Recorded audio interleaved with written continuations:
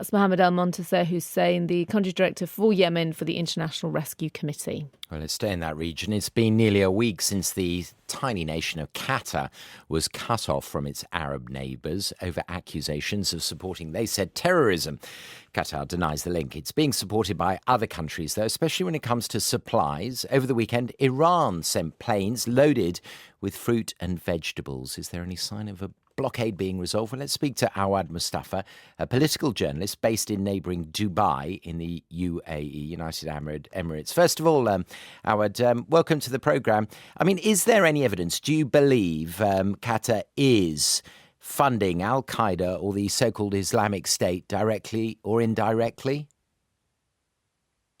Well, Qatar over the last few years has been at odds with the GCC over these claims.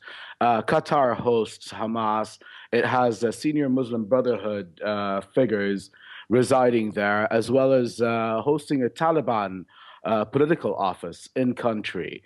Now, their stance has been that they're trying to take the middle ground and be a middleman between the world and these groups. However, recent evidence has revealed that they have been interacting and dealing with these militant groups, and also funding has been proven through independent research that's been released over the past year or so of their involvement with ISIS. So therefore, the current political stance taken by their Gulf Arab nations. Oh, and that is the reason, official and unofficial. There's nothing else, like a power play or something also involved here.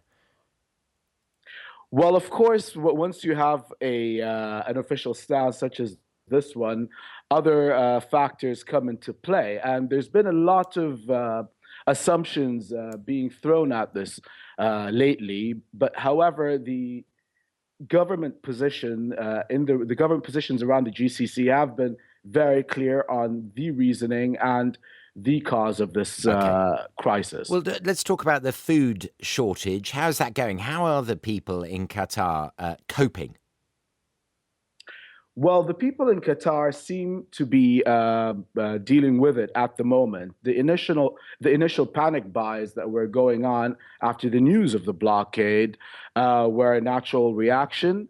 But the government, after sending out different messages initially, have put their things in order and have identified to the public where the food is coming from.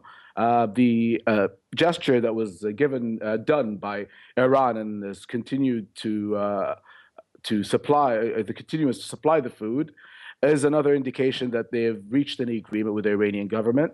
Furthermore, the Turks as well have sent in a few plane loads of supplies. So these seem to be the only two countries at the moment supplying the Qatari markets. Right. And do you think this crisis, this dispute, can be resolved in the near future?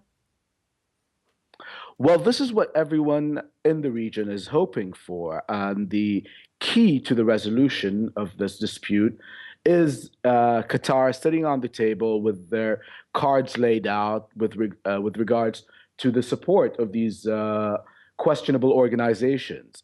If that happens, then we'll definitely find a solution to it. OK, well, thanks very much for joining us from Dubai. That was the political journalist Awad Mustafa.